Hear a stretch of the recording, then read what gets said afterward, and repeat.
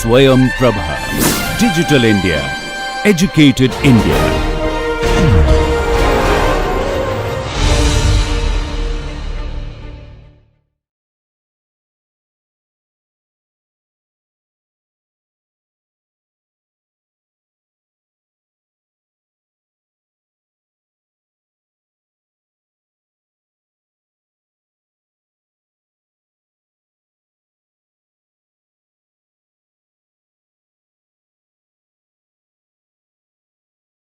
प्रिय शिक्षार्थियों, मैं आपका इस विषय नीतिशास्त्र पूर्व एवं पाश्चात्य दार्शनिक सिद्धांत में स्वागत करता हूं।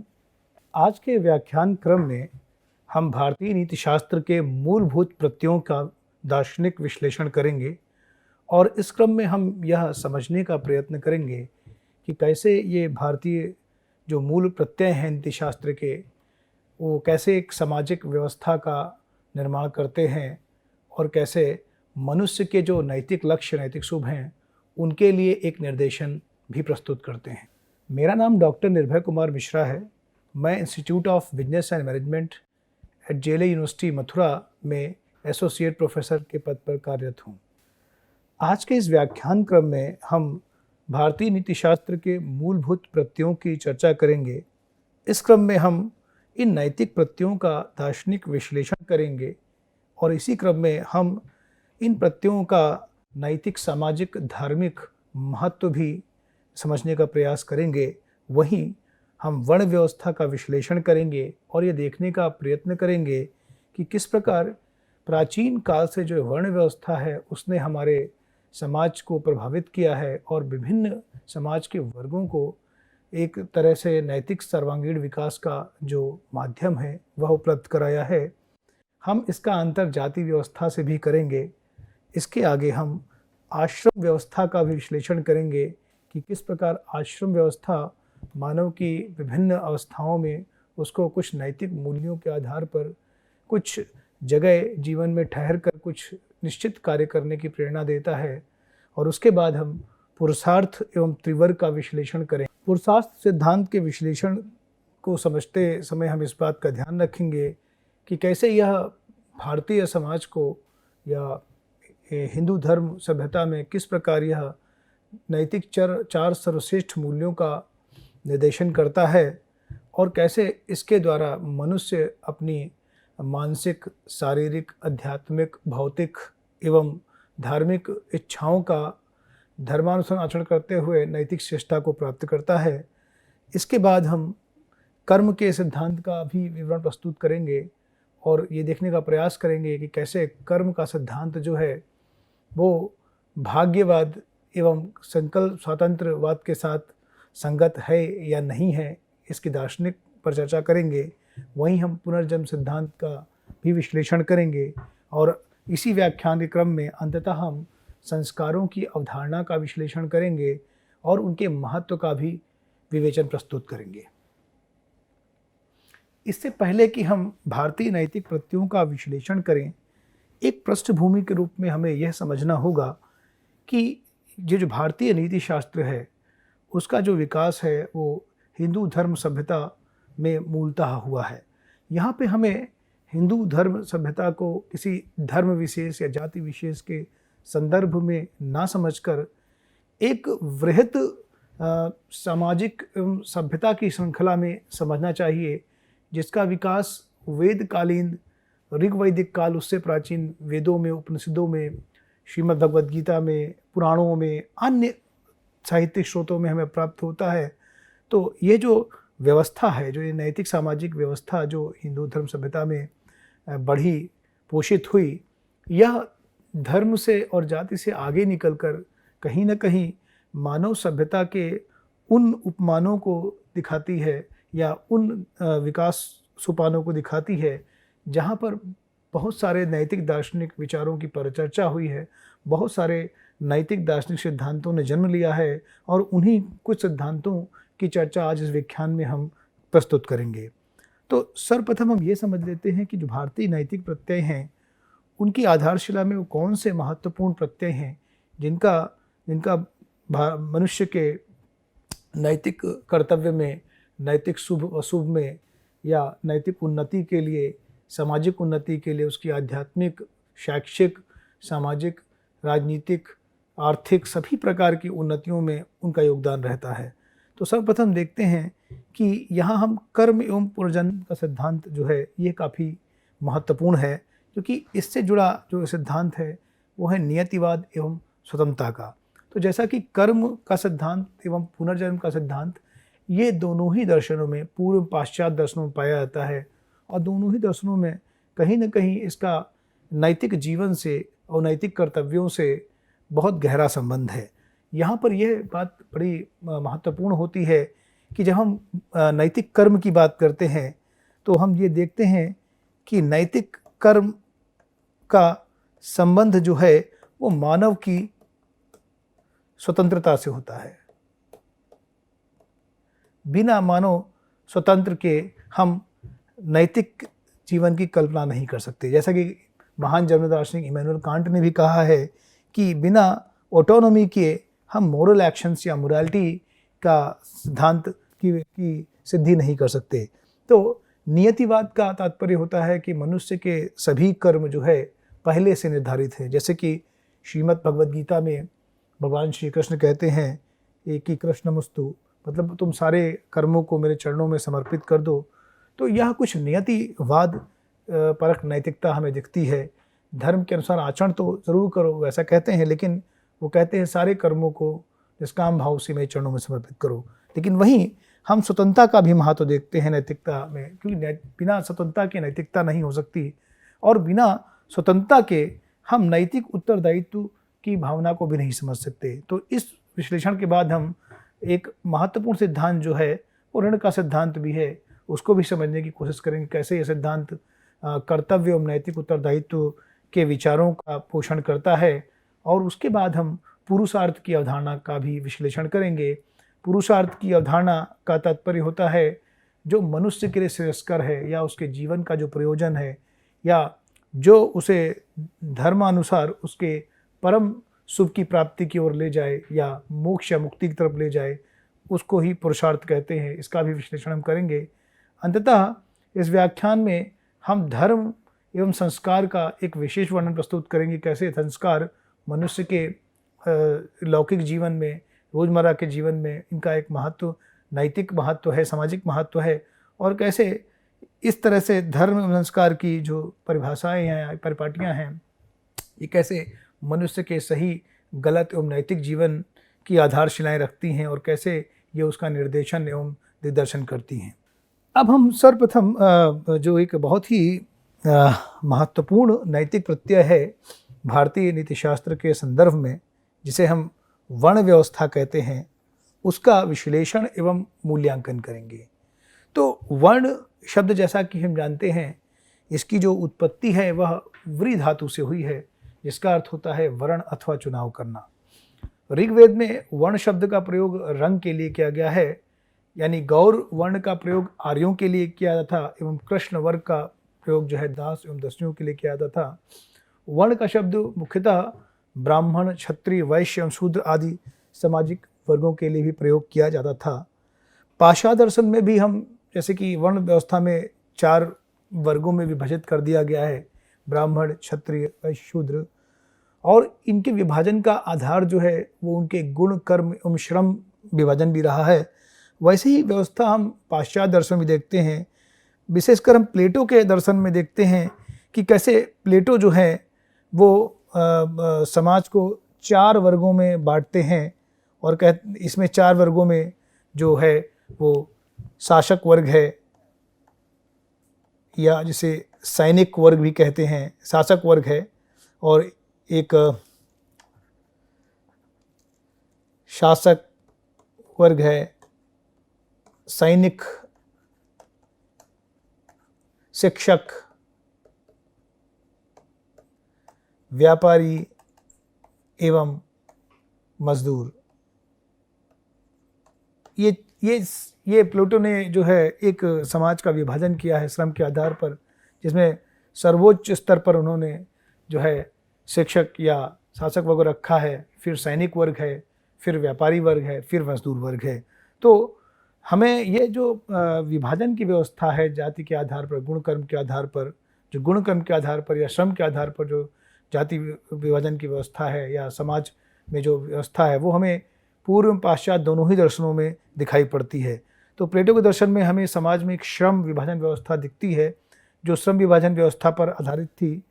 वर्ण व्यवस्था का भी यही उद्देश्य था कि समाज के विभिन्न वर्गों को उनके गुण कर्म के आधार पर जो एक प्रकार की श्रम विभाजन व्यवस्था में सामंजस्यपूर्वक बांटा जा सके। डॉक्टर भगवान दास भी इस श्रम विभाजन के आधार पर वर्ण व्यवस्था का विश्लेषण करते हैं और इसमें ये कहते हैं कि यह मुख्यतः 4 वर्गों में विभाजित है।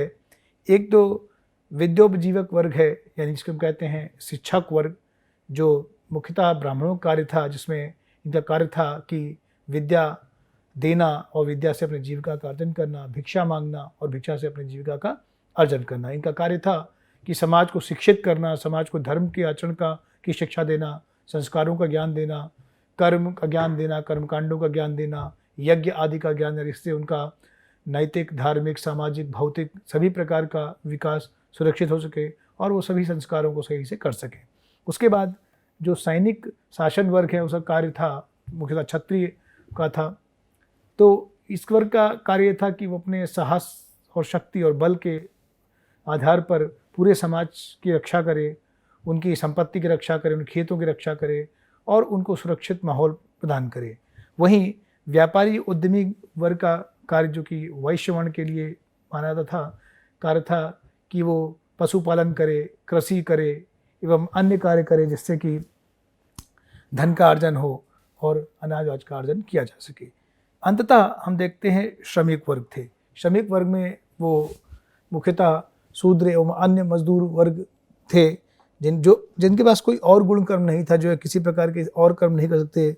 वो अन्य सभी वर्णों के लिए सेवा प्रदान करते थे, जैसे कि आज हम सेवा का क्षेत्र भी देखते हैं। वर्ण व्यवस्था का अगर हम विश्लेषण करें तो ये दिखता है कि यह व्यक्ति के गुणों के आधार पर कर्म का विभाजन था। इस संदर्भ में एक श्लोक भी है, चातुर्वर्ण्यम मया सृष्टम गुण कर्म विभाग सह तस्य कर्तारमपि माम विद्य कर्तारम वयम। इसका तात्पर्य यही था कि चारों वर्ण की सृष्टि मैंने उनके गुण कर्म के विभाजन के आधार पर की है और इसी आधार पर उन्हें समाज में अपने कर्मों को करना चाहिए। अथर्ववेद में भी यह उल्लेख आता है कि कोई जन्म से आर्य या दास नहीं है, उसका मूल्यांकन व्यक्ति के गुणों के आधार पर होता है। यानी व्यक्ति के गुण यह निर्धारित करते हैं कि वो आर्य है या दास है। मतलब व्यक्ति जन्म से आर्य या दास नहीं है। तो यहाँ हम देखते हैं कि यहाँ भी गुण और कर्म के आधार पर ही व्यक्ति के वर्ण का उल्लेख किया गया है। हिंदू धर्मशास्त्र के अनुसार भी प्रत्येक व्यक्ति जन्म से शूद्र होता है, उपनयन संस्कार के बाद वह द्विज बनता है। यानी जन्म से कोई ब्राह्मण, क्षत्रिय, वैश्य, शूद्र नहीं होता, वह जन्म से सभी शूद्र हैं, उपनयन संस्कार के बाद वे द्विज बन जाते हैं। वर्ण व्यवस्था में गुण एवं कर्म के आधार पर विभाजन दिखता है, परंतु यहाँ पे हमें एक चीज़ समझनी होगी कि ऐसा नहीं है कि केवल गुण और कर्म के आधार पर ही यह विभाजन है।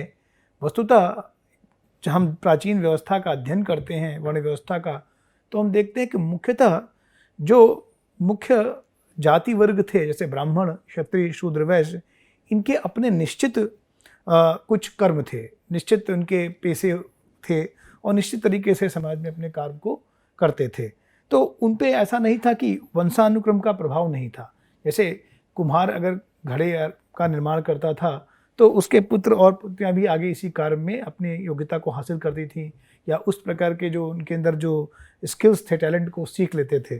तो हर तरह का जो वर्ग जाति था उसमें एक वंशानुक्रम का प्रभाव भी दिखता था, क्योंकि वो इस शिक्षा का, इस ज्ञान का, इस टैलेंट का, स्किल का अर्जन अपने पूर्वजों से, अपने पिता माता से प्राप्त करके उसमें लग जाते थे। तो इसका भी प्रभाव हमें दिखता था। तो गुण कर्म के आधार की विशेषताएं वंशानुक्रम में भी परिलक्षित होती थी। तो होता ये था कि उनका विशेष वर्ग जाति के कुछ विशेष गुण कर्म से ही वो धीरे धीरे अपनी जीविका, अपने पेशे को आगे बढ़ाते थे और इसी में उनका सामाजिक श्रम विभाजन हो जाता था। अब हम वर्ण व्यवस्था का विश्लेषण इन 4 मानदंडों पे करेंगे। पहली बात तो हम देखते हैं, जैसे कि आज भी हम आज के परिप्रेक्ष्य में देखें तो जहां आज के परिप्रेक्ष्य में जाति व्यवस्था एक कुरीति की तरह व्याप्त हो गई है, जो पारस्परिक द्वेष की भावना पैदा करती है, ऊंचा नीचा का भाव पैदा करती है, जिसमें हम देखते हैं ऊंच नीच का भाव है, परस्पर द्वेष का भाव है।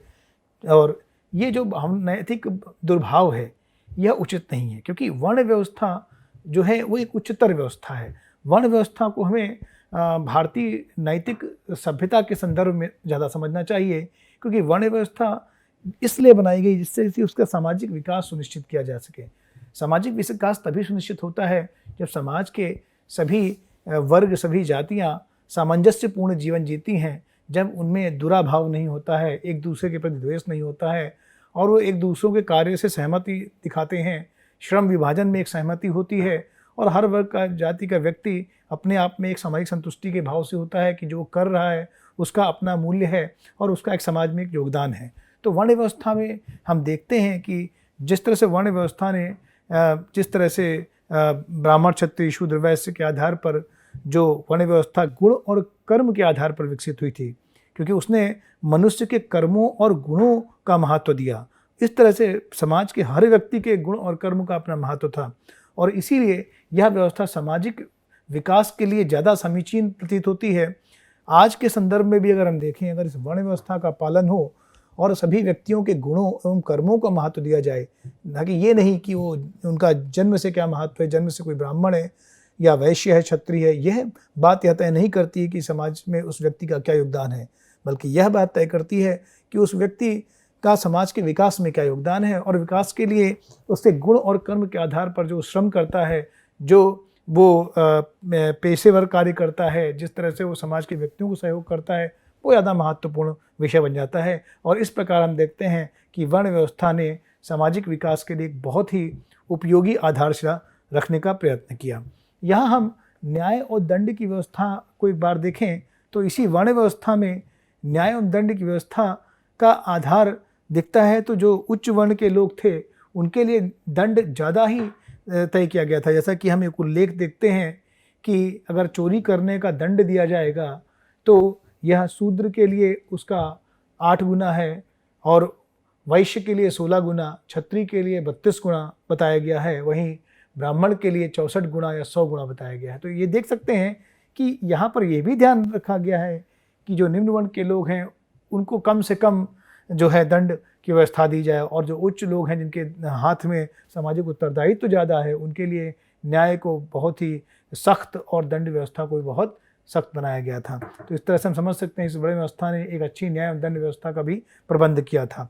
इसमें हम एक अच्छा श्रम विभाजन भी देखते हैं, क्योंकि यहाँ पे श्रम विभाजन जो है वो व्यक्ति के गुण एवं कर्मों के आधार पर है, यानी वो जाति के आधार पर नहीं है। अगर कोई कुम्हार अच्छे बर्तन बनाता है तो उसका भी अपना महत्व है, रथकार रथ हाँकता तो उसका भी महत्व है। इसको आज के संदर्भ में देखना चाहिए कि समाज के हर वर्ग और हर व्यक्ति का जो कर्म है वो महत्वपूर्ण है और किस तरह से वो अपने श्रम विभाजन के आधार पर समाज में एक अपनी भूमिका को निभाता है। इसी वर्ण व्यवस्था में हम एक चीज़ और देखते हैं कि कहीं ना कहीं इसमें हमें शक्ति और धन का विकेंद्रीकरण भी दिखता है। देखिए, ब्राह्मण का जो कार्य है इस वर्ण व्यवस्था में वो भिक्षा मांगना है और विद्या देना है, विद्या का अर्जन करना है। उसका कार्य जो था वो धन का अर्जन करना नहीं था। उसी प्रकार क्षत्रिय का जो कार्य था वो शासन प्रशासन है और लोगों की रक्षा करना, सुरक्षा करना है। और वैश्य कार्य जो है वो धन पर है, वो अर्थ पर है, वो पशुओं की रक्षा करना है, खेतों की रक्षा करना है, अन्य प्रबंध सेवा करना है।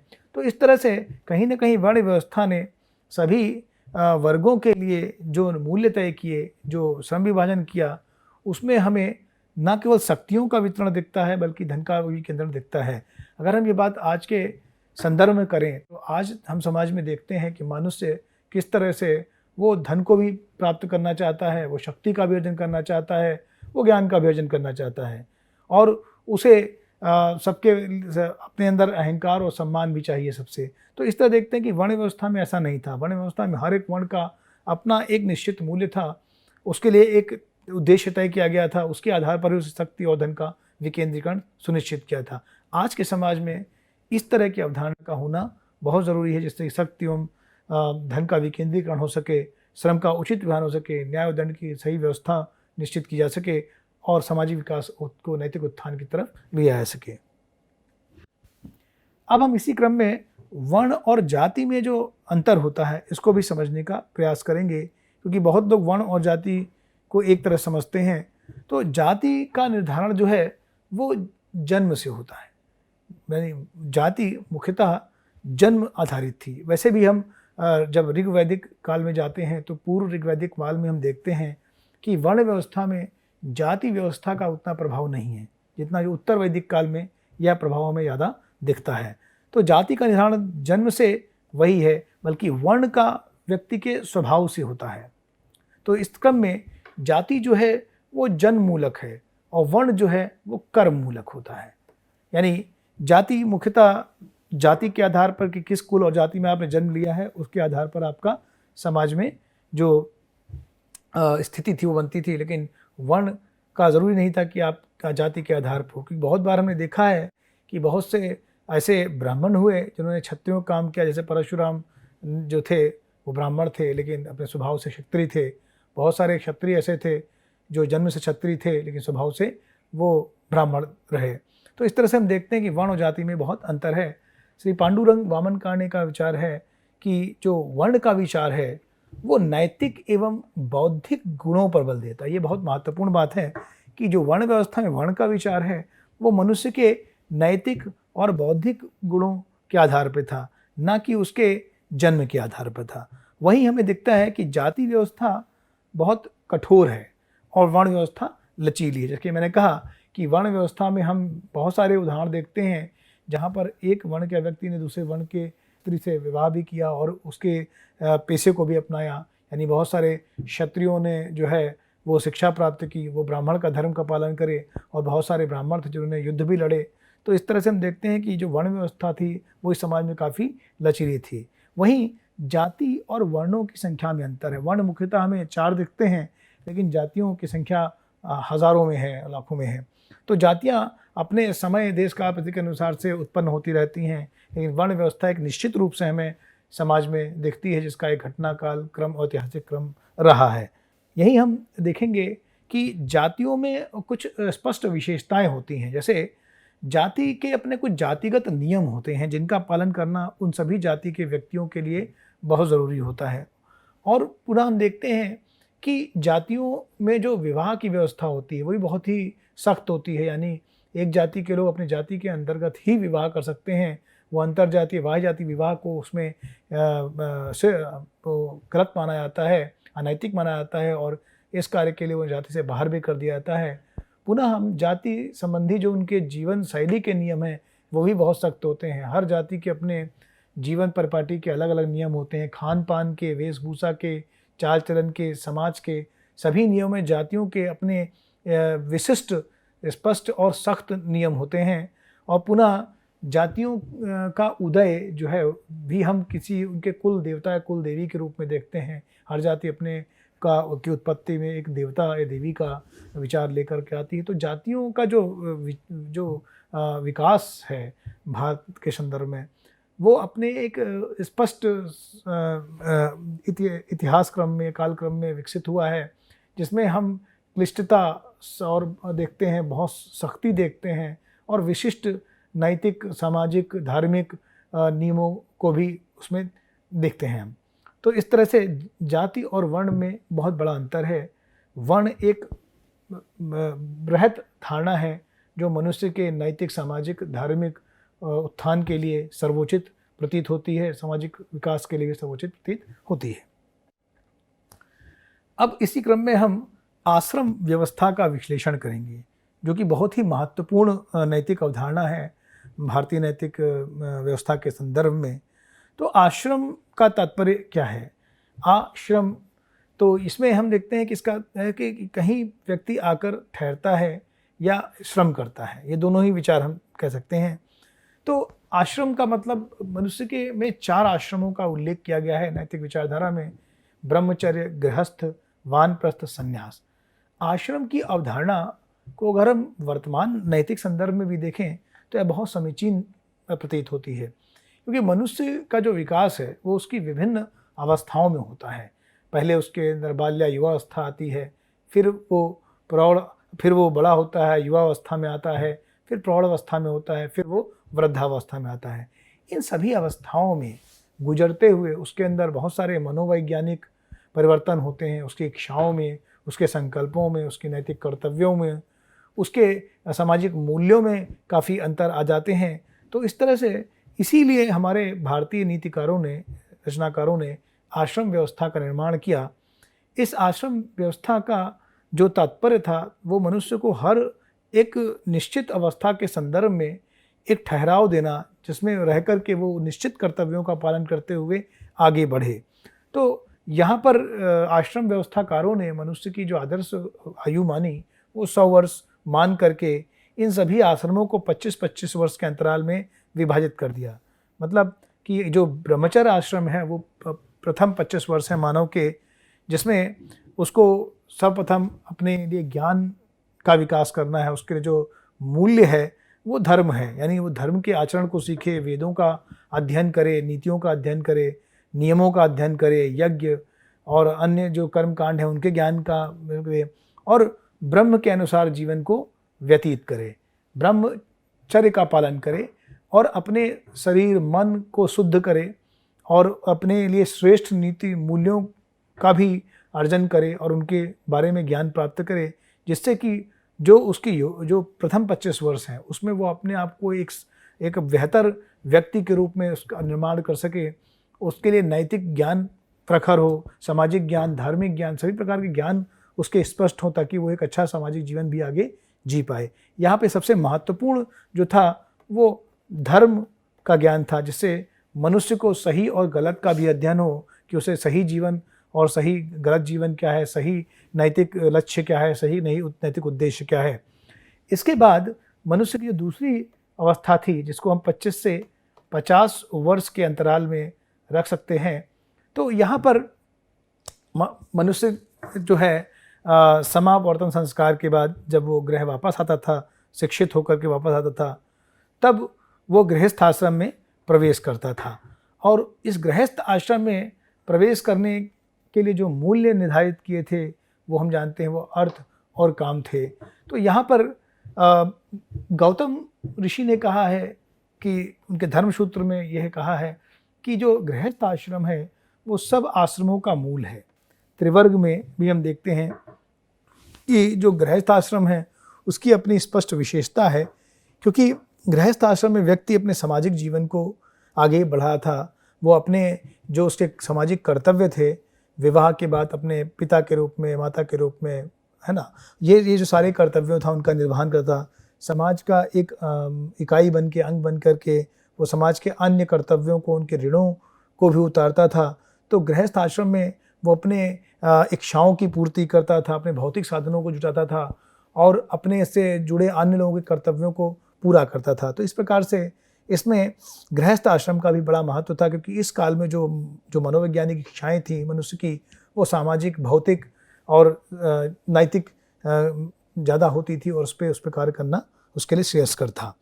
इसके बाद जो तीसरा आश्रम है वो वानप्रस्थ आश्रम है, जिसको हम मान सकते हैं कि 50 वर्ष के बाद, जो 50 से 75 वर्ष की आयु मान लें अगर, इस आयु क्रम में ये माना जाता था कि जब व्यक्ति ये ऐसा देखे कि उसके जो केस हैं वो सफ़ेद हो चुके हैं और उसके पुत्र पुत्रियों के भी संतानें हो चुकी हैं, यानी उसका जो कुल है वो आगे बढ़ चुका है और उसका पितृऋण जो है उतर चुका है, मातृऋण उतर चुका है।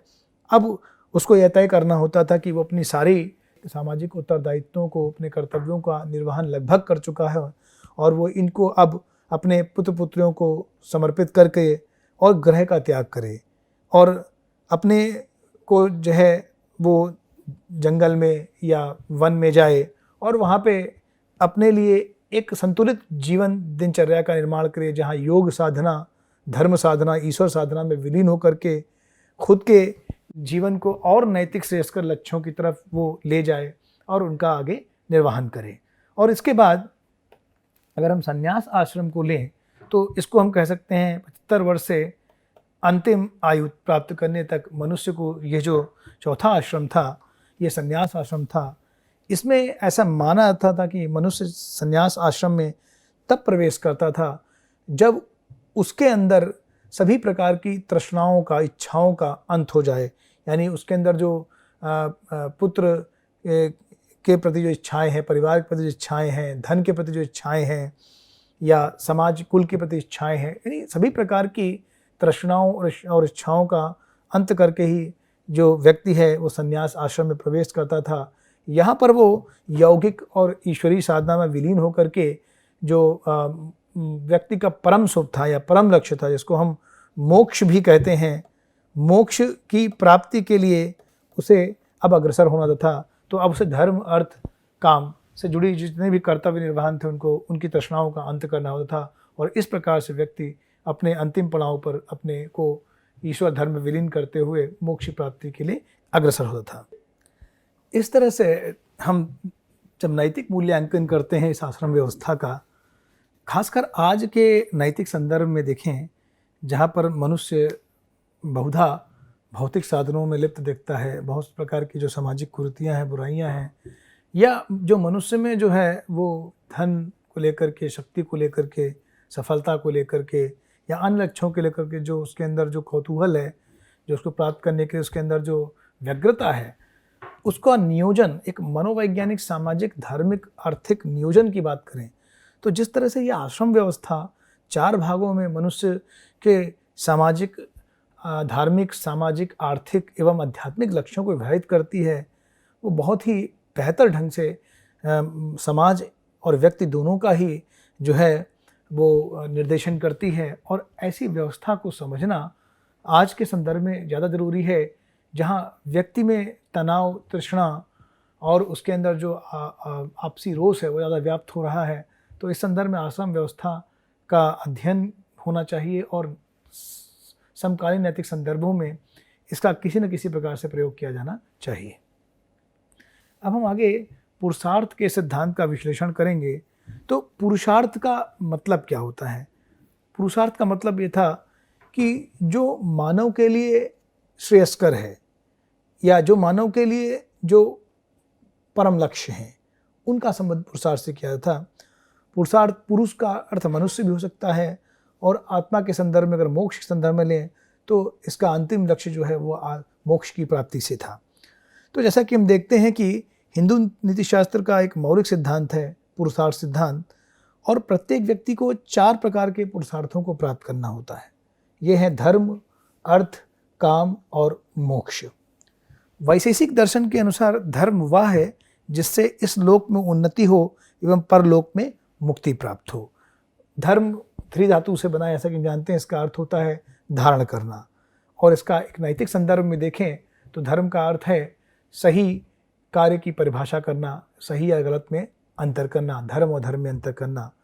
धर्म, अर्थ, काम को हम तीनों को एक साथ त्रिवर्ग के रूप में भी परिभाषित करते हैं, और इसका भी अपना एक बड़ा महत्व है भारतीय नैतिक संदर्भ में, जिसकी चर्चा हम आगे करेंगे। अब धर्म, अर्थ, काम, जिसको हम त्रिवर्ग कहते हैं, इन तीनों का संबंध जो है वो इसी लोक से होता है। यानी मनुष्य अपने धर्म के ज्ञान की प्राप्ति, काम यानी अर्थ यानी भौतिक साधनों को, अपनी इच्छा को पूर्ति करना, ये सब मनुष्य इसी लोक में, इसी सांसारिक जीवन में प्राप्त करता है। लेकिन मोक्ष जो है वो उसको इस संसार के जीवन से नहीं, बल्कि उसकी वो परम आनंदमय अवस्था है जिसमें वो सभी से मुक्ति पा जाता है। अब पुरुषार्थ की व्यवस्था का अगर हम विश्लेषण करें तो हम ये देखते हैं कि पुरुषार्थ में जो धर्म, अर्थ, काम है वो व्यक्ति के नैतिक, भौतिक, शारीरिक एवं मानसिक, आर्थिक, आध्यात्मिक इच्छाओं, लक्ष्य को संतुलित करते हैं। हम अभी देखेंगे इनका मूल्यांकन करते हुए धर्म, अर्थ, काम और मोक्ष का। तो ये देखेंगे कैसे ये जो चारों जो ये नैतिक परम शुभ हैं, या कहें परम लक्ष्य हैं मानव जीवन के, वो कैसे उसके नैतिक, भौतिक, शारीरिक, मानसिक, आध्यात्मिक इच्छाओं, लक्ष्यों को संतुलित कर देते हैं। क्योंकि मनुष्य इन्हीं के आधार पर अपने सामाजिक जीवन को जीता है और अपने कर्तव्यों का निर्वहन करता है और अपने एक एक लक्ष्य की प्राप्ति अपने एक एक आश्रम के आधार पर करता है। जैसा कि हमने बताया कि कैसे वो अपने नैतिक एवं आध्यात्मिक और ज्ञान पक्ष को जो है ब्रह्मचर्य आश्रम में प्राप्त करता है, वहीं अपने काम और अर्थ को कैसे गृहस्थ आश्रम में पूर्ति करता है, उसके बाद अपने आध्यात्मिक और ईश्वरी साधना को कैसे वो बाद में वानप्रस्थ और संन्यास जीवन में जाकर वो मोक्ष की अवधारणा के लिए कार्य करता है। तो इन तीनों को प्राप्त करना मनुष्य का नैतिक कर्तव्य है। यानी धर्म अर्थ काम को प्राप्त करना मनुष्य का नैतिक कर्तव्य है और मोक्ष जहाँ पर उसका परम नैतिक शुभ है। तो कभी कभी हम देखते हैं कि इन तीनों को ही साधन के रूप में समझा गया है, जो कि जिसका साध्य मोक्ष है। यानी मोक्ष एक साध्य है जिसके लिए धर्म अर्थ काम की प्राप्ति की जाती है, परंतु जब हम इसका स्पष्ट विवरण देखते हैं तो ये पाते हैं कि इन चारों ही नैतिक लक्ष्यों का अपना एक अलग महत्व है और इनके महत्व की विवेचना की गई है। जैसे मनु के अनुसार 3 जो हैं वो धर्म अर्थ काम से जुड़े ऋणों को उतारने के बाद ही मनुष्य को मोक्ष की प्राप्ति होती है। यानी मनुष्य को मोक्ष तभी प्राप्त होता है जब वह अपने से जुड़े सारे पितृ ऋण और भूत ऋण, देव ऋण, सारे ऋणों को जब उतार देता है तभी उसको मोक्ष की प्राप्ति हो सकती है। और इनको उतारने के लिए उसे इस पुरुषार्थ के सभी लक्ष्यों को का निर्वहन करना होता था और आश्रम में हर एक आश्रम की अवस्था से गुजरना होता था। तो इस प्रकार मनुष्य के जीवन के परम सुख के संबंध में भारतीय नीति शास्त्र का जो दृष्टिकोण है वो काफ़ी समग्र है और सर्वांगीण है। जो पुरुषार्थ की जो व्यवस्था में हम देखते हैं, त्रिवर्ग की व्यवस्था में, कैसे इसने मनुष्य के नैतिक विकास के लिए उसे 4 परम लक्ष्य दिए हैं, धर्म अर्थ और काम और मोक्ष। और मनुष्य को अपनी हर एक शारीरिक अवस्था में इन लक्ष्यों पर अपने कार्य करते हुए अपने नैतिक कर्तव्यों को पूरा करना होता था, तभी वो आगे जाकर के अन्य लक्ष्य की प्राप्ति कर सकता था। बिना धर्म को जाने वो काम और अर्थ की सिद्धि नहीं कर सकता, क्योंकि बिना अगर वो अधर्म के हिसाब से काम और अर्थ की सिद्धि करता है तो वो नैतिक ना होकर के अनैतिक ही माना जाता था।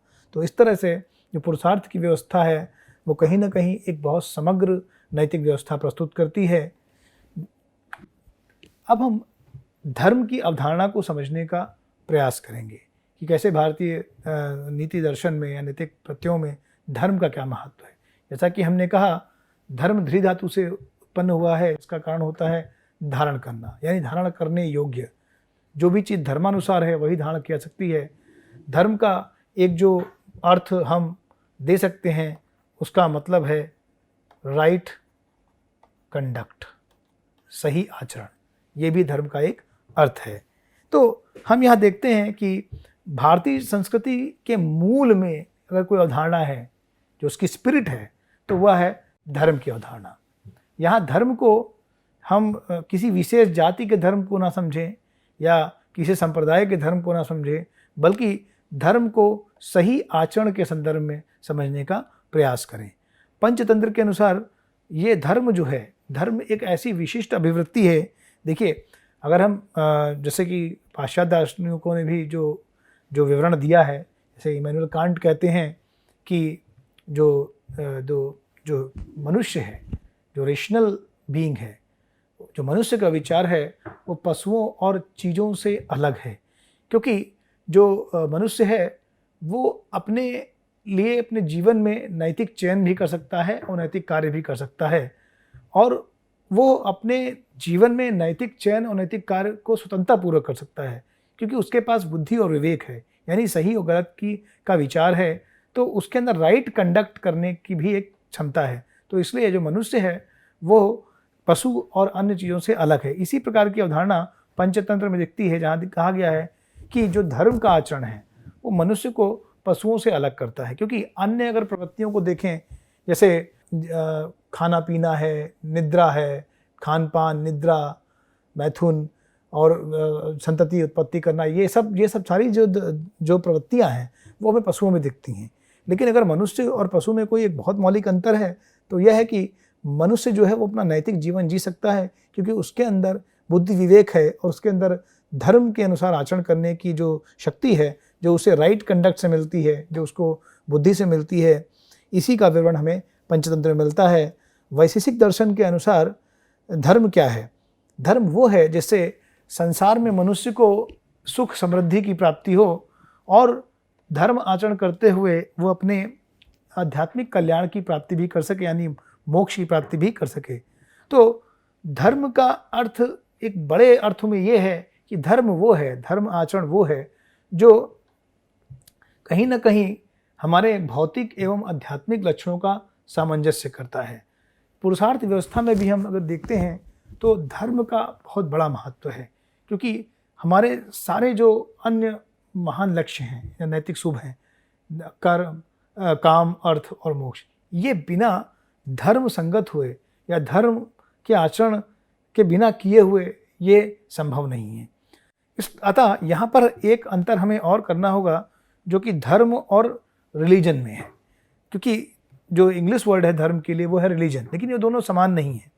धर्म का हमने एक वृहत अर्थ लिया है जो सही आचरण के आधार पर है। रिलीजन का शब्द जो है वो धार्मिक आचरण व्यवहार के लिए किया आता है, यानी जो आचरण धर्म विशिष्ट रूप से बताता है वो आचरण, और किसी प्रकार के निश्चित धार्मिक व्यवहार के लिए, जैसे मंदिर जाना, चर्च जाना या गुरुद्वारा गिरजाघर जाना, उनमें उनकी पूजा पाठ करना, उनकी प्रार्थनाओं करना, या किसी बाइबल के सूत्रों का पालन करना, रामायण गीता का पालन करना, है ना। इस तरह से जो विशिष्ट धार्मिक आचरण है वो तो रिलीजन के संदर्भ में है, लेकिन धार्मिक आचरण का मतलब होता है राइट कंडक्ट या जो धर्म के अनुसार करना। यहीं पे हम ये भी समझ सकते हैं कि पाश्चात्य दर्शन में धर्म सभ्यता के संदर्भ में प्रयोग होता है, सिविलाइजेशन के संदर्भ में। यानी अगर हम रिलीजन के शब्द को ना लें और धर्म के शब्द का अर्थ समझने का प्रयास करें पाश्चात्य दर्शन में, तो वो जो है वो सिविलाइजेशन के संदर्भ में है। रविन्द्रनाथ टैगोर ने भी धर्म का प्रयोग सिविलाइजेशन के संदर्भ में ही किया है। पाश्चात्य दर्शन में भी धर्म का अर्थ होता है कि कैसे एक सांस्कृतिक विकास करते हैं या सभ्यता का विकास होता है, सही आचरण का विकास होता है। अब हम मनु संहिता का अगर उल्लेख करें तो मनु संहिता में भी धर्म के 10 लक्षण बताए गए हैं जो इस प्रकार हैं। यानी अगर मानव में धर्म है तो उसमें धैर्य होना चाहिए, मतलब उसके अंदर संतुलित रूप से कार्य करने की क्षमता होनी चाहिए। उसके अंदर क्षमा का भाव होना चाहिए, यानी केवल गुस्सा करके बदले का भाव ना हो, क्षमा का भी भाव हो उसके अंदर, कंटेम्पलेशन का भी भाव हो। औचार्य मतलब उसके अंदर चोरी करने का भाव नहीं होना चाहिए। संयम होना चाहिए, मतलब वो बुद्धि विवेक से कार्य करे। आंतरिक एवं बाह्य रूप से उसके अंदर शुद्धि होनी चाहिए, मतलब उसका मन साफ होना चाहिए और वो किसी के बारे में गलत ना सोचता हो, अधर्म ना सोचता हो। उसकी इंद्रियों में उसका नियंत्रण हो, बुद्धि उसकी कार्य करती हो, उसके अंदर ज्ञान हो, विद्या हो, एवं सत्य बोलता हो और क्रोध ना करता हो। तो ये जो 10 आचरण हैं मनु संहिता में, ये धर्म के 10 लक्षण बताए गए हैं। जिस मानव के अंदर ये 10 लक्षण कार्य करते हैं, यानी जिसके अंदर धैर्य हो, क्षमा हो, चोरी ना करता हो, जिसका संयम हो, आंतरिक बाह्य रूप से शुद्ध हो, जिसकी इंद्रियां उसके वश में हो, जो अपने सारे कार्यों को कंट्रोल्ड वे में करता हो, जिसके अंदर बुद्धि विद्या सत्य हो, जो क्रोधित ना होता हो, वो व्यक्ति धार्मिक है या उसके अंदर धर्म है। इसी प्रकार हम देखते हैं कि चारों पुरुषार्थों में भी धर्म का सर्वाधिक महत्व है। कालिदास ने कुमार संभव में भी ऐसा कहा है कि धर्म को त्रिवर्ग का सार कहा है। त्रिवर्ग जिसमें कि हम धर्म और अर्थ और काम को रखते हैं, तो उसका सार जो है वो उन्होंने धर्म को कहा है। क्यों? क्योंकि धर्म के आधार पर ही का अर्थ और काम के जो मूल्य हैं उनका निर्धारण होगा और उसी के अनुसार भी उनकी हम प्राप्ति करेंगे। अतः वो जो अगर हमने अधर्म के अनुसार उनकी प्राप्ति की तो वो उससे हमें मुक्ति नहीं मिल सकती, उससे हमारी नैतिक अवनति ही होगी। इसी प्रकार धर्म दूसरे पुरुषार्थों का मूल है। महाभारत में इसे अर्थ और काम का मूल भी कहा गया है। तो जैसे कि भगवान श्री कृष्ण कहते हैं कि निष्काम कर्म भाव से मनुष्य को जो है स्वधर्म का पालन करना चाहिए। जब महाभारत के युद्ध में महान योद्धा अर्जुन के मन में रोष, दुख, विषाद की उत्पत्ति हुई और वो कृष्ण के चरणों में गांडीव रखते हुए बोलते हैं कि हे प्रभु, मैं अब युद्ध नहीं कर सकता, क्योंकि अर्जुन क्षत्रिय थे और उनका जो धर्म था वो युद्ध करना था। लेकिन अर्जुन जो है वो मानसिक मनोवैज्ञानिक रूप से प्रेम और के भाव से जुड़ करके अपने स्वधर्म को छोड़ते हैं। तो यहाँ पर भगवान कृष्ण उन्हें बताते हैं कि अपने धर्म से ज़्यादा सर्वश्रेष्ठ कुछ नहीं होता है, स्वधर्म का पालन ही सर्वश्रेष्ठ है। बिना गुण विहीन अपना धर्म भी सर्वश्रेष्ठ होता है और दूसरे का धर्म चाहे जितना भी विशिष्टवान लक्षणवान हो वो श्रेयस्कर नहीं होता है।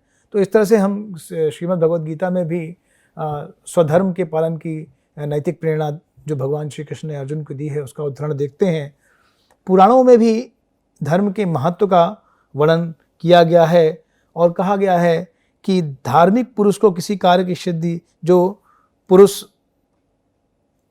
अधर्म से चलता है, जो पुरुष अधर्म से है का मार्ग पालन करता है, उसे किसी भी कार्य की सिद्धि और कल्याण नहीं होता। यानी अधर्म से चलने वाले पुरुष का कोई भी नैतिक सिद्धि या नैतिक कल्याण संभव नहीं है। अब हम आगे ये देखने की कोशिश करेंगे कि अर्थ की अवधारणा क्या रही है। तो जैसे कि हम जानते हैं कि अर्थ को भारतीय नैतिक सभ्यता में, समाज में भी एक बहुत महत्वपूर्ण स्थान प्राप्त है। कौटिल्य का अर्थशास्त्र एक वृहत वर्णन है इसके संदर्भ में। यहाँ हम देखते हैं जो अर्थ जो है वो हमारे काम और धर्म दोनों की पूर्ति के लिए ज़रूरी है, क्योंकि बिना अर्थ के, बिना धन के हम किसी प्रकार के यज्ञ, पूजा, कर्म कांड भी नहीं कर सकते। बिना अर्थ के हम गृहस्थ जीवन के कर्तव्यों का निर्वहन नहीं कर सकते। बिना अर्थ के हम अपने परिवार का भरण पोषण भी नहीं कर सकते। तो इस प्रकार से गृहस्थाश्रम और ब्रह्मचर्य आश्रम के लिए भी हमें अर्थ की आवश्यकता है और हमारे नैतिक मूल्यों को प्राप्त करने के लिए भी अर्थ का एक महत्वपूर्ण ज़रूरत है। तो यहाँ हम देखते हैं कि जो कौटिल्य का अर्थशास्त्र है उसमें चाणक्य ने अर्थ से संबंधित, जैसे मंत्र परिषद की जो व्याख्या करते हैं, वो जो दंड की व्यवस्था की व्याख्या करते हैं, मित्र की परिभाषा जो देते हैं, इस तरह से वो जासूसों के बारे में की व्यवस्था की जो चर्चा करते हैं, वो इस तरह से 7 मुख्य राज्य के भागों की चर्चा करते हैं और हर भाग को कहीं ना कहीं वो अर्थ से जोड़ते हैं कि अर्थ का अपने आप में एक महत्व है। जैसे कि उन्होंने दंड की व्यवस्था भी जो बड़ी कड़ी की है वो भी अर्थ के संदर्भ में है। तो कहीं ना कहीं कौटिल्य के अर्थशास्त्र में जो अर्थ का संबंध है वो न केवल एक समाजशास्त्र से है, एक नीति शास्त्र से है, और दंड नीति शास्त्र को भी उन्होंने उससे संबंधित करके देखा है। वहीं हम देखते हैं कि वात्सायन ने भी अपने कामसूत्र में अर्थ के अंतर्गत पशु, अनाज, पृथ्वी, स्वर्ण, चांदी, मित्र, शिक्षा इत्यादि को रखा है। और भारतीय संस्कृति में अर्थ का महत्व है धर्म संगत होना, यानी अर्थ अपने आप में आचरण को नहीं बताता। जब तक वो धर्म के हिसाब से नहीं है तब तक उसका महत्व नहीं है। कामसूत्र में वात्सायन ने 64 कलाओं का वर्णन भी किया है और एक बहुत महत्वपूर्ण नैतिक तथ्य है जो इनके ग्रंथ कामसूत्र में मिलता है, वो ये है कि उन्होंने कहा है कि जो अर्थ है, जो अर्थ की अवधारणा है, वो कहीं ना कहीं हमारे काम की अवधारणा के लिए भी एक जो साधन है वो उपलब्ध कराती है, जिसका चर्चा हम आगे करेंगे। अर्थ जो है वो मनुष्य की भौतिक एवं आध्यात्मिक दोनों उन्नति में सहायक होता है और दोनों के लिए ज़रूरी होता है। धर्म के बिना अर्थ का अर्जन मनुष्य को नैतिक पतन की तरफ ले आता है। यानी अगर मनुष्य जो है वो अर्थ का अर्जन केवल अर्थ के लिए कर रहा है, यानी अगर हम आज के संदर्भ में देखें कि अगर मनुष्य पूछा जाए तो उसे कितने धन की आवश्यकता है, तो वो ये नहीं बताता उसे कितना धन चाहिए। उसे जितना धन मिल जाए उतना ही उसकी आवश्यकता है। तो इसका मतलब क्या है, उसको यही पता नहीं है कि उसके अर्थ के लिए धार्मिक आचरण क्या है। यानी उसको केवल धन की लालसा है, लालच है उसके अंदर। उसके धन क्यों चाहिए, अर्थ क्यों चाहिए, अर्थ उसे अपने धार्मिक आचरण को पालन करने के लिए चाहिए, लेकिन इसकी अवधारणा उसके मन में स्पष्ट नहीं है। इसीलिए आज हम समाज में देखते हैं कि धन को लेकर के, शक्ति को लेकर के जो सामाजिक विरोध या रोष या कुरीतियाँ व्याप्त हैं। हम देखते हैं कि एक अवधारणा जैन दर्शन में हमें दिखती है जिसको हम अपरिग्रह कहते हैं। जैन में कहा गया है अपरिग्रह मतलब होता है कि उतनी ही चीज़ों का अर्जन करना जितनी कि मनुष्य के जीवन के लिए आवश्यक हैं। अधिक लालच, अधिक अर्जन या संग्रहण करना अनैतिक है, जो कि जैन के धर्म में होता है कि आप जब अनैतिक रूप से चीज़ों का संग्रहण करते हैं तो कहीं ना कहीं आप दूसरे व्यक्ति के लिए उन साधनों को कम कर देते हैं, या इस पृथ्वी पर जो साधन है वो सभी व्यक्तियों के लिए हैं। अगर हम एक व्यक्ति ज़्यादा लालच से कई साधनों का अर्जन करता है तो कहीं ना कहीं वो साधन की कमी दूसरे व्यक्ति में हो सकती है। तो अपरिग्रह का मतलब है कि अनावश्यक रूप से संग्रहण ना करना और उतना ही करना जितना जीवन की आवश्यकता है। कौटिल्य के अर्थशास्त्र में पंचतंत्र हितोपदेश में भी अर्थ को उच्च स्थान प्राप्त हुआ है। भारतीय संस्कृति में अर्थ साधन है, साध्य नहीं। ये हमें समझना है कि भारतीय संस्कृति में अगर हम देखें ये पुरुषार्थ की व्यवस्था है तो उसमें जो अर्थ है वो साध्य नहीं है, वो साधन है। धर्म संगत नैतिक सुख को प्राप्त करना ही हमारा साध्य है और परम सुख जो है वो मोक्ष है। अब हम काम की अवधारणा पर भी थोड़ा चर्चा करेंगे। पुरुषार्थ के सिद्धांत में काम का अर्थ जो है वो है इच्छा से है। यह 3 प्रकार की हो सकती है, सात्विक, राजसिक एवं तामसिक। भगवान श्री कृष्ण ने इसी के आधार पर जो बताया है कि जो सात्विक है, इच्छा है, उसमें धर्म के अनुसार आप काम करते हैं, और इसी के अनुसार देखते हैं कि वर्णों का विभाजन भी किया है। यानी सात्विक इच्छाएं हो सकती हैं, सात्विक राजसिक इच्छाएं हो सकती हैं, राजसिक तामसिक होती हैं और केवल तामसिक होती हैं। उन्होंने कहा है कि तामसिक इच्छाओं को शूद्रों से जोड़ा गया है और राजसिक तामसिक को वैश्य से जोड़ा गया है। ऐसे ही सात्विक राजसिक को क्षत्रिय से और केवल सात्विक को ब्राह्मण से जोड़ा गया था। इस तरह से हम देखते हैं कि जो सात्विक काम क्या है, सात्विक काम जो है वो सर्वोत्तम है और वो धर्म संगत है। यानी अगर आप धर्म के अनुसार अपनी इच्छाओं का पालन कर रहे हैं तो वो एक सात्विक काम को बताता है। यानी काम की अवधारणा सृष्टि के विकास की अवधारणा से जुड़ी है। अगर मनुष्य में परस्पर आकर्षण ना हो, उसके अंदर काम इच्छा ना हो, तो परिवार की अवधारणा, संतति की अवधारणा, सृष्टि के विकास की अवधारणा किसी को भी प्राप्त नहीं कर सकता। लेकिन वात्स्यायन कहते हैं कि काम को स्वतंत्र नहीं होना चाहिए, बल्कि इसको मनुष्य के नियंत्रण में होना चाहिए। क्योंकि जैसे कि फ्राइड भी कहते हैं कि काम की जो शक्ति होती है वो सबसे तीव्र होती है, परंतु यदि मनुष्य उस ऊर्जा को कलाओं के विकास में लगाए तो न केवल काम संतुष्ट होता है बल्कि उससे नैतिक उन्नति भी होती है। जैसे कि वात्स्यायन ने कामसूत्र में 64 कलाओं का वर्णन किया। उन्होंने कहा कि अगर काम की ऊर्जा केवल सेक्सुअल एनर्जी है, अगर केवल सेक्सुअल डिज़ायर्स हैं, लेकिन इसको मनुष्य कंट्रोल करके अपने अंदर क्रिएटिव डिज़ायर्स में, आर्टिस्टिक डिज़ायर में कन्वर्ट कर सकता है, और इससे भी उसके अंदर की जो काम की जो इच्छा है वो संतुष्ट हो सकती है और मनुष्य का एक सर्वांगीण विकास भी हो सकता है। तो काम के महत्व इस बात में भी है क्योंकि यह परिवार का आधार है जिससे अन्य आश्रम भी जुड़े हुए हैं। और हमें ये समझना है अगर काम जो है वो साध्य नहीं है, वो साधन है। धर्म संगत काम के द्वारा ही नैतिक उन्नति साध्य है। तो नैतिक उन्नति जो है वो साध्य है, जिसके लिए काम, अर्थ, धर्म सभी सहायक हैं। मोक्ष की अवधारणा बहुत महत्वपूर्ण है, भारतीय नीति शास्त्र में ही नहीं, भारतीय दर्शन शास्त्र में भी। पुरुषार्थ की व्यवस्था में मोक्ष जो है वो अंतिम सर्वोच्च नैतिक मूल्य है, और संन्यास आश्रम में भी जो अंतिम मूल्य है वो मोक्ष से जुड़ा हुआ है। मोक्ष शब्द का जो शाब्दिक अर्थ है वो मुक्ति है, यानी संसार चक्र से मुक्ति पाना और परम आनंद की अवस्था को प्राप्त करना। भारतीय दर्शन में इसे कहते हैं परम चिद आनंद की, सच्चित आनंद की अवस्था को प्राप्त करना। तो भारतीय दर्शन मोक्ष के महत्व का वृहद विश्लेषण किया गया है।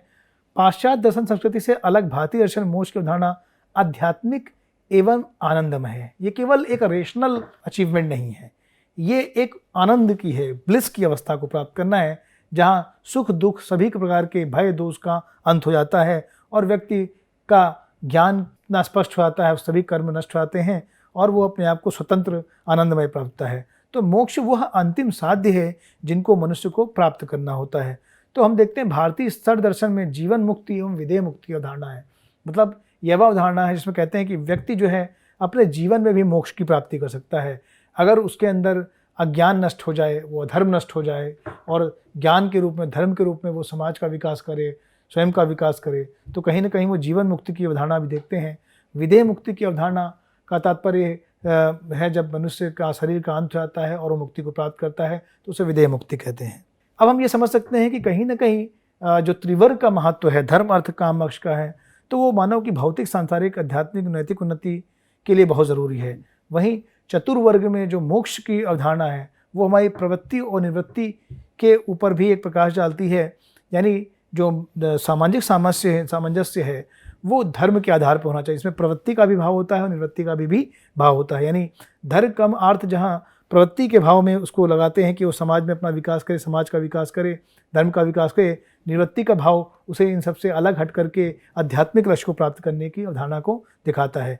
इस तरह का हम ऋग्वैदिक कालीन संस्कृति में भी प्रवृत्ति एवं निवृत्ति का समायोजन हमें मिलता है। वहाँ भी हम प्रवृत्ति एवं निवृत्ति के विचारों को देखते हैं, क्योंकि उस संस्कृति में हम देखते हैं न केवल भौतिक समाज का विकास दिखता है बल्कि धार्मिक और आध्यात्मिक समाज भी हमें प्राप्त होता है। गीता में भी प्रवृत्ति एवं निवृत्ति, स्वधर्म निष्काम धर्म का चर्चा किया गया है। श्री कृष्ण भगवान कहते हैं जब तुम कर्म को प्रवृत्ति के भाव से, मतलब उसके जो परिणामों के भाव से नहीं करते हो बल्कि कर्म को स्वधर्म के आधार पर करते हो, कर्म को केवल कर्तव्य के लिए करते हो, तो उसमें प्रवृत्ति और निवृत्ति दोनों साथ साथ होते हैं और यही धार्मिक है, यही श्रेयस्कर है। अब हम ऋण के सिद्धांत पर चर्चा करते हैं। भारतीय नैतिक व्यवस्था में, संस्कृति में हम देखते हैं 4 प्रकार के ऋणों की व्यवस्था दिखती है। मुख्यतः सतपर ब्राह्मण में भी 4 प्रकार के ऋणों का उल्लेख किया गया है। ये मुख्यतः देव ऋण, ऋषि ऋण, पितृ ऋण और मनुष्य ऋण हैं।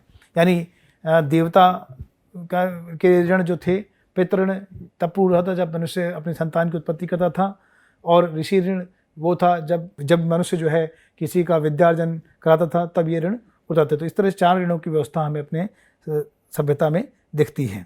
अब हम ऋत, एक जो सार्वभौमिक नैतिक व्यवस्था थी, उसका भी एक हल्का सा जिक्र करते हैं, जिसका उल्लेख हमें ऋग्वैदिक काल में मिलता है। वरुण इस व्यवस्था के नियामक थे और इसका मतलब था नैतिक सार्वभौमिक व्यवस्था, मतलब सभी व्यवस्थाएं जिसमें सभी ऋतुएं, सभी प्रकार की प्राकृतिक शक्तियाँ सभी एक नैतिक सिद्धांत पर कार्य कर रही हैं, जो कि निष्पक्ष भाव का सिद्धांत है और जो एक निश्चित धर्म का पालन कर रही हैं। यही ऋत जो है हमें उत्तर वैदिक काल में धर्म के रूप में दिखाई पड़ती है। कर्म के सिद्धांत का भी अपना एक महत्व है हमारे नैतिक सिद्धांत में। यहाँ पे शिव स्वामी अय्यर ने इस सिद्धांत के 3 प्रधान तत्वों का विश्लेषण किया है कि मनुष्य के प्रत्येक कर्म का फल अवश्य होता है, या भौतिक, नैतिक, मानसिक प्रकार का होता है, या मनुष्य के स्वभाव चरित्र पर प्रभाव डालता है। कर्मों की व्यवस्था के लिए एक अगला जीवन भी होना चाहिए, क्योंकि समस्त कर्मों आदर्शों को पूरा करने के लिए, उन कर्म फल को भोग करने के लिए जीवन पर्याप्त नहीं होता है। और तीसरा ये है कि मनुष्य के विभिन्न अच्छी बुरी स्थितियों का, कोई धनी है, कोई निर्धन है, कोई पागल है, कोई मूर्ख है, कोई बुद्धिमान है, ये सभी अलग अलग व्यवस्थाएं हम इसलिए जीते हैं क्योंकि पूर्व जन्म के आधार पर हमें ये जन्म मिलता है और इस जन्म के आधार पर हमारा अगला जन्म भी निश्चित होता है। इसी आधार पे यह बात तय होती है कि पुनर्जन्म और आत्मा के अस्तित्व का भी होना चाहिए, क्योंकि बिना इसके हुए हमें पूर्व जन्म और अगले जन्म की अवधारणा दार्शनिक प्रतीत नहीं होती। आर्थर कीथ भी इसी धारणा की आलोचना करते हैं कर्मवाद की। कहते हैं कर्मवाद जो है वो भाग्यवाद का समर्थन करता है और नैतिक प्रगति के लिए बाधक है। लेकिन एक सही कर्मवाद है जो धर्म के अनुसार आचरण कर्म किया जाता है, वो ना तो भाग्यवाद का समर्थक होता है और ना ही वो नैतिक प्रगति में ले आता है। लेकिन क्या कर्मवाद भाग्यवाद है? तो हम यहाँ देखते हैं, जैसा कि हमने अध्ययन किया पुरुषार्थ के माध्यम पे, तो कर्मवाद भारतीय नैतिक संविधान में वो भाग्यवाद नहीं है, बल्कि वो विभिन्न आश्रमों में अपने नैतिक मूल्य को प्राप्त करके अपने धार्मिक आचरण को करना है। पुनर्जन्म का सिद्धांत भी बहुत आवश्यक है। पुनर्जन्म का सिद्धांत यह है कि मनुष्य अपने कर्म के अनुसार फल भोगता है और असंख्य योनियों में जन्म लेता है। वेद दर्शन को न मानने वाले बौद्ध दर्शन ने भी पुनर्जन्म की अवधारणा को माना है और उन्होंने कहा संस्कारों के आधार पर पुनर्जन्म होता है। महान दार्शनिक इमैनुअल कांट ने भी कर्म सिद्धांत और पुनर्जन्म की अवधारणा का समर्थन अपने नैतिक न्याय की अवधारणा में किया है। संस्कारों की अवधारणा देखें तो मूलतः हमें 8 संस्कार देखते हैं, और वैसे तो गौतम के धर्मसूत्र में 48 संस्कारों का वर्णन है। ये मूलतः है गर्भाधान, पुंसवन, जातकर्म, नामकरण, उपनयन, समावर्तन, विवाह, अंत्येष्टि। गर्भाधान में जो विवाह के बाद जो है जब गर्भवती महिला में बच्चे की प्राप्ति होती है उसके लिए पूजा पाठ का कार्यक्रम था। पुंसवन 3 माह के बाद जो पूजा का कार्यक्रम था वो था। जातकर्म में जो है जब बच्चा पैदा होता था तो पिता उसके कान में मंत्रोच्चारण करता था। नामकरण 10-12 दिन बाद पुत्री का रखा जाता था। उपनयन जो है उसका 8 वर्ष बाद होता था। समावर्तन जब वो शिक्षा प्राप्त करके घर वापस करता था तब उसके दाढ़ी वाड़ी का मुंडन करके उसे केश सज्जा के लिए गृहस्थ आश्रम के तैयार किया था, और विवाह के द्वारा वो गृहस्थ आश्रम में प्रवेश करता था। अंततः मृत्यु के बाद हिंदू धर्म में उसको जला करके अंत्येष्टि का संस्कार का प्रावधान दिया गया है। क्या संस्कार केवल कर्मकांड हैं? इस बात का उत्तर हम इस बात से संस्कार कर्मकांड नहीं है, बल्कि नैतिक जीवन और नैतिक कर्तव्यों को निर्वहन करने की एक परंपरा है जिसका अपना एक नैतिक महत्व है। कुछ रेफरेंसेस हैं, इनके आधार पर यह व्याख्यान तैयार किया गया है। धन्यवाद।